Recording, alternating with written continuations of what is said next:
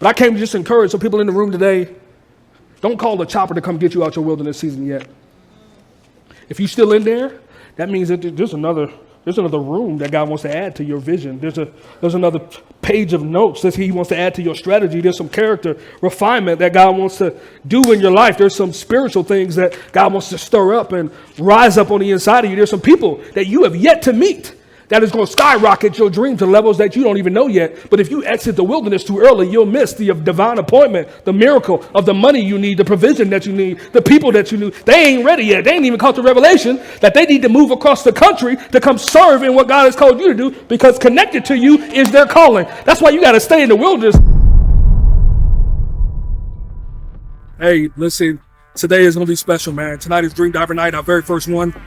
We've been planning this, man, for at least 2 or 3 years. A consistent faith multiplying experience, incubator, man, for dreamers, entrepreneurs, innovators, pastors, leaders. And tonight is the night, man. We're super excited, man. It's a great night to really take our dreams to the next level, take that limit off of what God has called us to do. So, we're setting up right now. People will be here probably in about 30, 40 minutes, and getting people ready for a dope coffee social, man, where they can meet and mingle and mastermind with other great pioneers and dreamers. And then we're going to go all in, man. We got the incredible Paula Bryant Ellis in the building with us. I'm talking about a lady who went from corporate all the way to LA, to Hollywood, man. She left it all to follow what God called her to do. And then after that, man, I'm going to bring a powerful message for the dreamers in the room, man, to really just help them take the limits off their dreams, man. So tonight's going to be dope, man. So let's do it.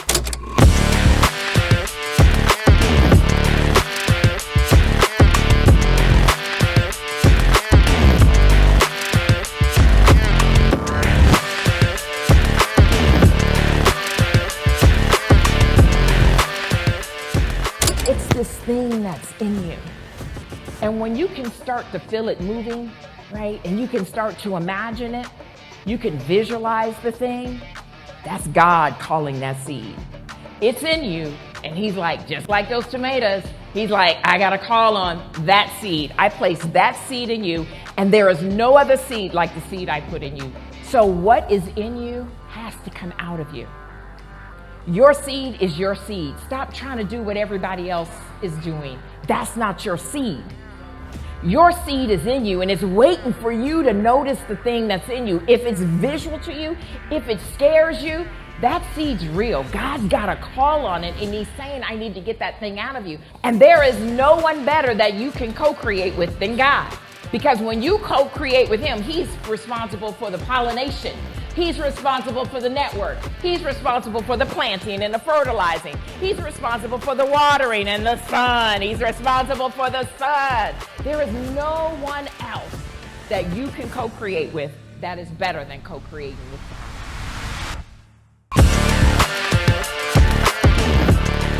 And so for each and every one of you in this room, some of you are speakers, some of you are writers, some of you are singers, some of you are creatives, some of you are businessmen and women, some of you are teachers, some of you are content creators. We got everything in this room.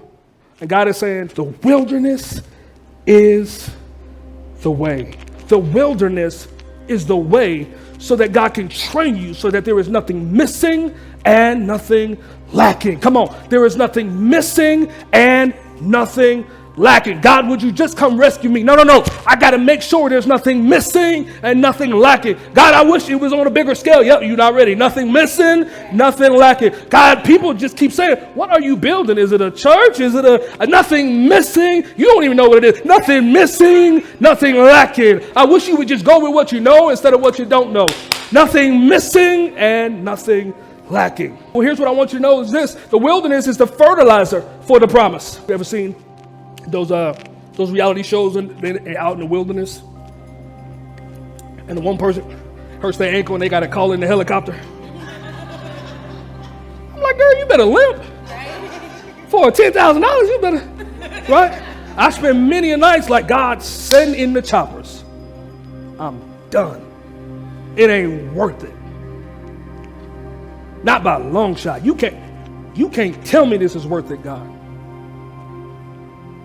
Why is it so difficult for me to do what you call me to do? He said, it's so big.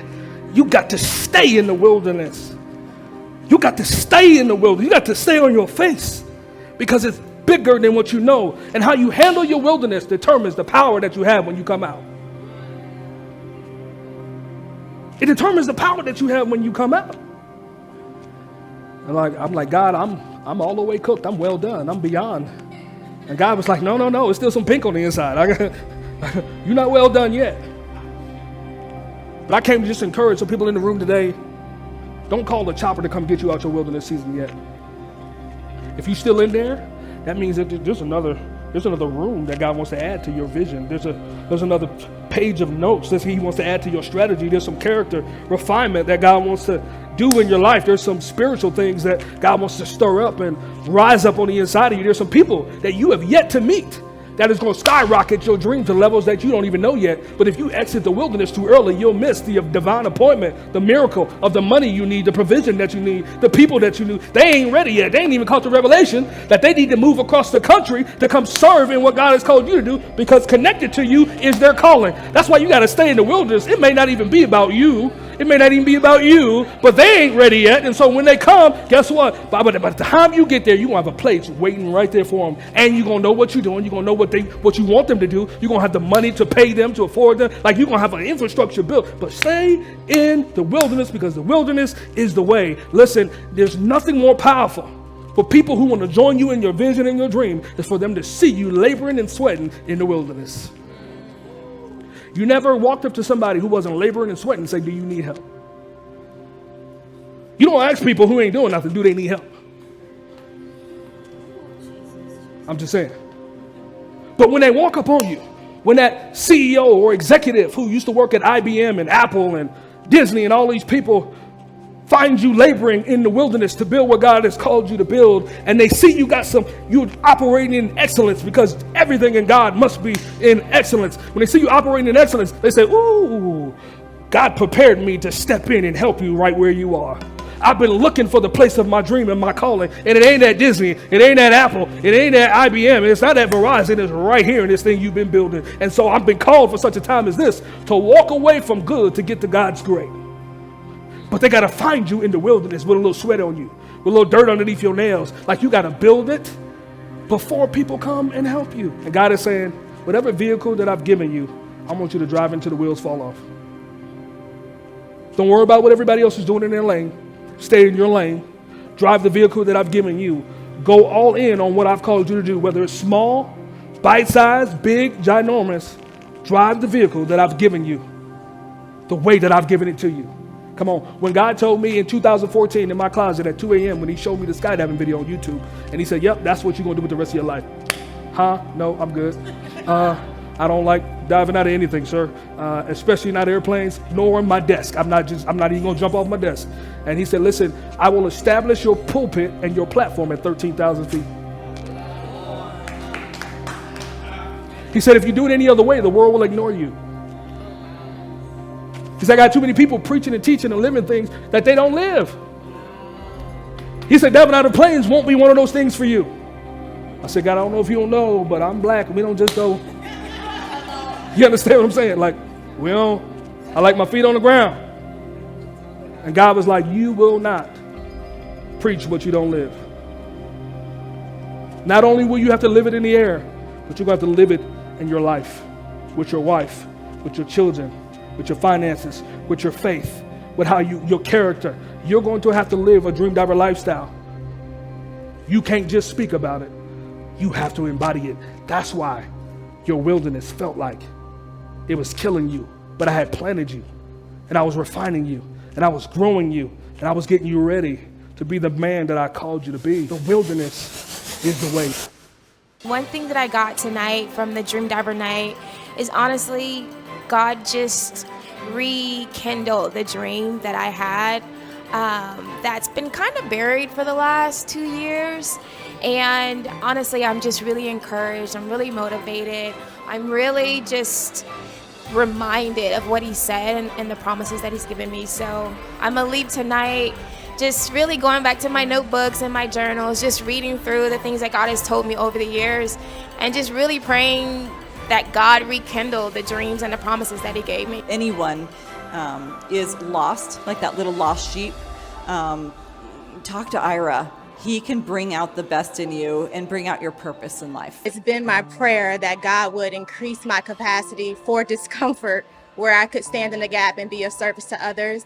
And this has just been foundational for me in maintaining that prayer and maintaining the thought that nothing that I may go through, nothing that I may experience, nothing that I may encounter in this life, God will allow to be wasted. Man, look, tonight was phenomenal. Dream divers were in the building, they were in the room. Man, God poured out, man, and really showed us what it looks like to rest in the wilderness, because that's the place where he's training, preparing us for the greatest levels of our destiny, of our calling, man.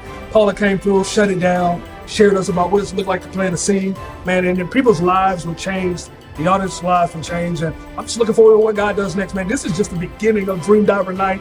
It is going to a new level. So look, if you ain't in Southern California, keep watching these replays on YouTube, man, because these are for you. But if you're here in SoCal, get in the building. Next month, October 14th, in Anaheim, California. Tickets are free, y'all. Why? Because we want to pour into you so that you can pour into the world and do what God has called you to do, man. And so, I'm super humbled.